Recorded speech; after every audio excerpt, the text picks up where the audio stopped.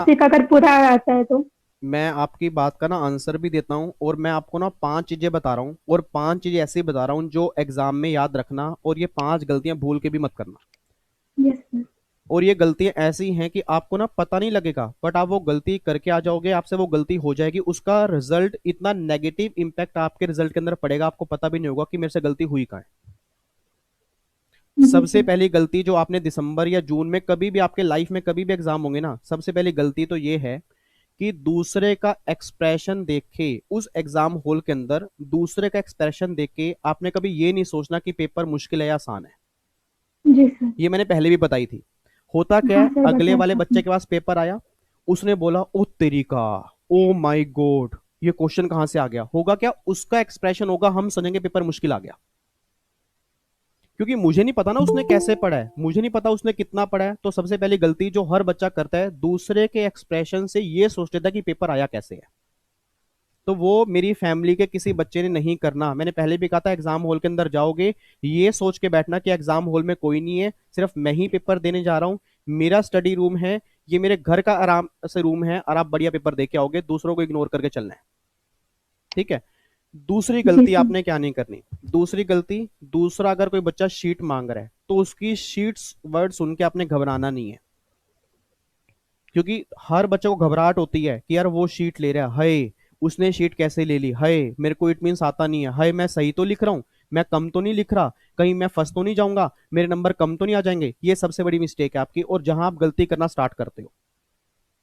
तो दूसरी गलती, अगर कोई शीट मांग रहा है मांगने दो, आपने अपना पेपर करना है, जितना आपको अच्छे से आता है उतना ही आपने लिखना है, बिना बात की शीटें आपने नहीं भर के आनी।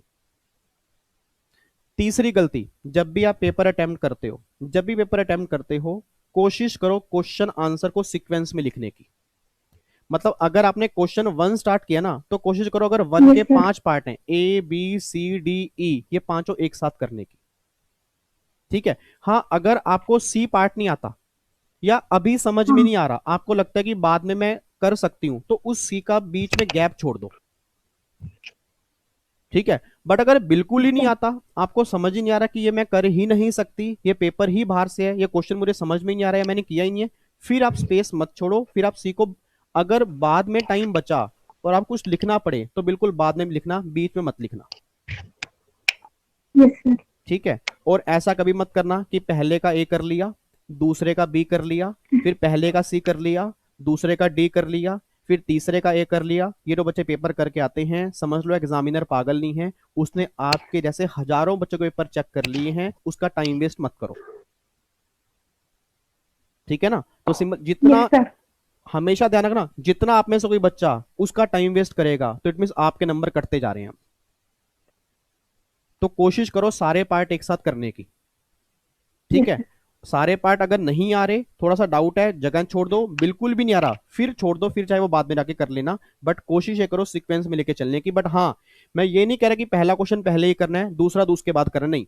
पहले चाहे उठाओ 5वां क्वेश्चन, पहले चाहे उठाओ तीसरा क्वेश्चन, बट जो भी पहले उठाओगे उसके सारे पार्ट जो होंगे वो आपके एक ही साथ होने चाहिए। Yes sir. उसके बाद चौथी गलती, सुन लो मेरी बात। चौथी गलती, ये बिना बात के साइड में दो दो लाइनें खींचना, इतनी चौड़ी चौड़ी लाइनें खींचना, ये बच्चों वाले गेम मत खेलो। ये बीकॉम की आदतें होती हैं उसको पागल बनाने की। होगा क्या, इधर से इतनी लंबी लाइन खींच दोगे, इधर से इतनी लंबी लाइन खींच दोगे, लिखने की जगह कम बचेगी, शीटें तो अपने आप भरेंगी। तो ये कोई 10वीं 11वीं के पेपर नहीं चल रहे जी, ये आपके सीएस के पेपर चल रहे हैं। एक ही लाइन खींचनी चाहिए, और बिल्कुल छोटी सी लाइन साइड में हो, ताकि सिर्फ वो भी किस लिए कि पेपर नीट एंड क्लीन हो, उसको ये ना लगे कि मैंने लाइनें खींच के शीट छोटी कर दी ताकि मैटर मेरा बड़ा हो जाए। ठीक है ना। ये गलतियां आप लोग करके आते हो, ये बात ध्यान देना। ये आपको लग रहा होगा कि हम नहीं करके आते, बट आप में से बहुत सारे बच्चे ये गलतियां करके आते हैं जी। ठीक है। और लास्ट गलती मैंने पहले भी बताई थी, भूल के भी पेपर डिस्कस मत कर लेना। जैसे ही पेपर दे के आओ, पेपर को मंदिर में रख दो, फाड़ दो, मम्मी को दे दो, पापा को दे दो, कोई पेपर डिस्कस करे उसको घर भेज दो कि भाई तू घर चला जा, तू मुझसे बात मत कर अभी, प्लीज। ठीक है। मैं गारंटी दे रहा हूं, अगर आपने जो पेपर डिस्कस किया उसमें तो आप पास हो जाओगे, अगले वाले आने वाले पेपर के अंदर आपके फेल होने के चांसेस बढ़ जाएंगे। क्योंकि आपको नहीं पता किसका आंसर सही है। बाहर जो बच्चे आए हैं, हमेशा ध्यान दो, 90% बच्चा उसमें फेल होगा, और होगा क्या, सबके आंसर मैच हो जाते हैं, उनको लगता है हमारे सही हैं, या तो वो ओवर कॉन्फिडेंस हो जाते हैं, या अगर किसी का मिसमैच हो गया उसको लगता है वो मेरा गलत हो गया, उसको अपने ऊपर कॉन्फिडेंस ही नहीं होता, उस चक्कर में अगला पेपर भी खराब हो जाता है। ठीक है, तो बातें छोटी छोटी हैं सर। देखो तैयारी हर बच्चा करके आता है। आप में से अगर 30,000 बच्चा, 40,000 बच्चा, 50,000 बच्चा एग्जाम देने जाएगा, ऑब्वियस सी बात है हर बच्चा तैयारी करके जाएगा, बिना तैयारी के कोई नहीं आता। बट फिर भी 10% रिजल्ट क्यों आता है? क्योंकि जो बच्चे तैयारी करके जाते हैं उसमें 50% बच्चे का तो कॉन्फिडेंस एग्जाम हॉल के बाहर ही खत्म हो जाता है। कैसे खत्म हो जाता है? जब वो डिस्कस करता है, जब दूसरा कहता है भाई तूने ये क्वेश्चन किया, तूने ये चैप्टर किया, ओ तेरी का इस बार तो इसमें से आएगा, तूने ये नहीं किया, तू तो गया भाई। मतलब कमाल की बात यह है 100 नंबर का पेपर उसमें से आने वाला है। तो ये छोटी छोटी बातें हैं सर, गेम माइंड की है। अगर माइंड आपका सही होगा एग्जाम आपका बढ़िया होगा। माइंड में थोड़ी सी भी कंफ्यूजन आ गई, थोड़ी सी भी डिस्टर्बेंस आ गई, इट मीन ये लगा लो एग्जाम आपका फेल होने वाला है।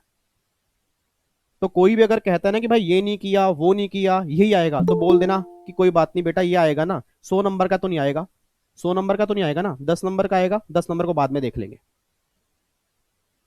हमेशा अपने हाथ में ना 50 नंबर पहले लेके चलो कि 50 का तो मुझे आता हो ना, फिर 50 के बाद सोचो कि अगले 50 क्या करना है। तो ये छोटी छोटी बातें, उम्मीद करूंगा मेरी बात समझ पाओगे, और जिन बच्चों ने मेरी बात समझी है तो ध्यान रखना सर, ये छोटी छोटी गलतियां होती हैं और बहुत सारे बच्चे गलती करते हैं। मेरा एक्सपीरियंस 7 साल का पढ़ाने का है, आपका भी पेपर देने का मेरे को नहीं पता, मैं तो कहता हूं कि सबका पहला अटेम्प्ट हो, बट कई बच्चे पहले भी अटेम्प्ट दे चुके हैं, उसके बावजूद भी मल्टीपल अटेम्प्ट देने के बाद भी उन्हें गलतियां समझ में नहीं आती।